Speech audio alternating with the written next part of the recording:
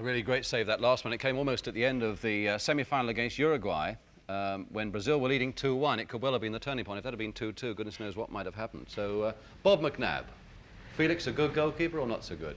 Well, I'm not really happy with him. I don't think I'd like to play in front of him. That's the way to look at him. And I don't think he'd give me a lot of confidence. I think you'd protect him, Bob. I think he'd need it as well. I think if he'd let that one in, the bouncing bomb there, the Barnes-Wallace, the one against Uruguay. I like it. What about? I think if he'd let that in and I were playing with him, I'd feel like, just about strangling him after doing that. But what about his courage as a goalkeeper? Goalkeeper needs courage. What about that? Well, he doesn't look to have a lot of courage when he's coming out. He seems to be a little bit apprehensive coming out for high balls. And I think he doesn't have a lot of courage in his own judgment, really. If he had courage, he'd come out and win it or lose it. He'd come out and have a go for it anyway. But he doesn't seem to have a lot of Paddy Crean, what about him dealing with players when they're right through? Because you saw a fair few of examples of it. Yeah, there. I think he's done quite well in some of the situations. Probably, I think he'd have a lot of trouble with crossballs. I think if he played in Britain, he would get crucified with crossballs because. As Malcolm said earlier on, I don't think Brazil or in South America is a place where you get wingers go down the line and cross the ball. They're always going down and hitting them low. You never see fellas in South America really good. Very quickly, his reactions, are they quick for a player of 32? I'd like to sum it this way, Jim. The most exasperating and frustrating way sometimes to play on a great side, if you're a good player and you're overshadowed by 6 great players, sometimes even good players look bad players. I think, looking back on Felix and having watched him now, I believe he's a good goalkeeper. They only have the rubbish for goalkeepers in Brazil. No, he's a good goalkeeper. Well, I'm afraid, rubbish or not, Felix won't get into our World 11. I don't think he's rubbish. The goalkeeping place has already gone to Gordon Banks. Remember, we're building this ITV World 11, which we hope to have completed by our early Sunday afternoon programme at 2 o'clock. This, in fact, is how it stands at the moment.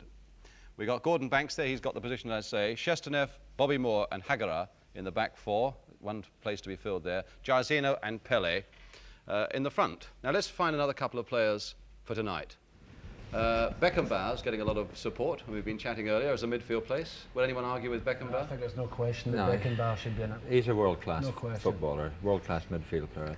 I think possibly as well, if you're going to Pele, as great as he is, I think he's even better along with Testeo. And Paddy's been disappointed with these elections today, so we've got to get one of his choices in. All right, so that's that one. The other thing where we have had a few arguments is whether it should be Riva or Rivellino for one of the forward places. I think I've got strong views on that. Go on, and I Jim. press wholeheartedly for Riva on the basis that you can't kick him out of the game, and that even when he has been tackled, when he's turning with the ball, he still shows all the skill of which he's capable. That's my criticism. You've got to of get an Rivellino. Italian in somehow, Jimmy, because you go to all these Italian restaurants and you're under a lot of pressure. Now he's going to Sardinia for his holidays. It's true, and I know he is. And he's getting a free holiday there.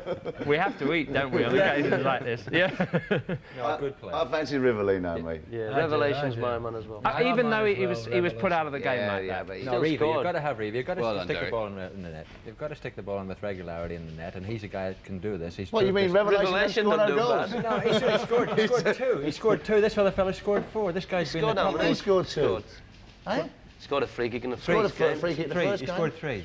It's one less than Riva. He He's scored playing in 3. midfield. But I think you're discounting the fact against the Uruguayans, you were all saying early on when Brazil was struggling that Rivellino wasn't getting into the game. Now, if you're a world-class player, you get into the game even if people are attacking you. Well, you know what, these fellas want to change horses midstream, you see. If a fella's having a bad time in the first half, then they go on to him the second half. Revelation. No. Just because a fella plays badly the first half doesn't make you see if they... Don't forget, you've still got a chance because Revelation is a midfield player as well. In fact, he was picked originally as a midfield player, and there's still one place left in the middle of the field, but we're having Riva. Yes, no, we'll have a democratic right vote now. I'm for Revelation. You can Revelation. 3 against 2. Revelation. Brian, will you come and even it up there with us and save us? Riva's in. We've decided it. And We've got him on the caption board already while we've been talking. So Beckenbauer and Riva, in fact, are in our World 11 for Sunday, in spite of what they say across that side. So Beckenbauer and Riva are in.